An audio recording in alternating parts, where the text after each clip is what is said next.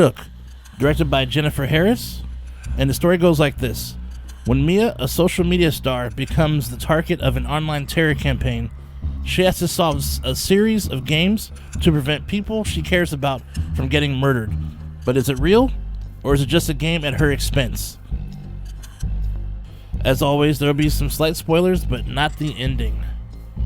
So, here's Mia, a social media darling, has friends in real life and millions of fans following her on all her platforms, as she likes to do makeup tutorials and such, has the cutest boyfriend in town, can do whatever she wants. Mia has it all. Unfortunately, her mother passed away not too long ago and was being taken care of by her older sister. Mia's older sister asks her to check on the house and take care of the dog while she's out of town. When Mia arrives, all she really does is just stay glued on her laptop, looking at social media stuff, checking out on her friends and her boyfriend, and almost forgets to check on the dog until her sister calls to remind her. Her sister also reminded her of the weird dude who lives across the street from them, and not to talk to him because of the family's checkered past. Then Mia starts getting friend requests from this guy, then starts calling Mia, and then she starts losing track of her dog, and the dude keeps calling her. But this time, when he calls her, he says he has her dog and her friends held captive, and she has to answer questions and jump through all types of hoops to save them. Can she? This movie has an interesting premise. Kind of has a Scream feel with all the questions that Mia has to answer.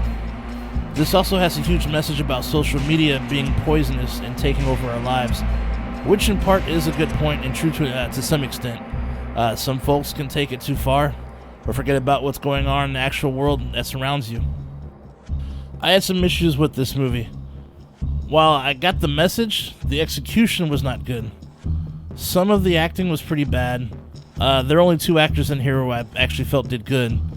All the crazy stuff the main character dealt with became a bit ridiculous and redundant after a while. Am I supposed to feel for any of these characters at all? If this movie was actually about a half hour long, I think it would have been great because this took too long to get its point across. I have to admit though, I give this 2 severed fingers out of 5. This film is currently available on Shudder. Let me know what you thought of this film. Anyways, have a good one, and I'll see you soon. Subscribe! To what? To the Don't Split Up YouTube channel.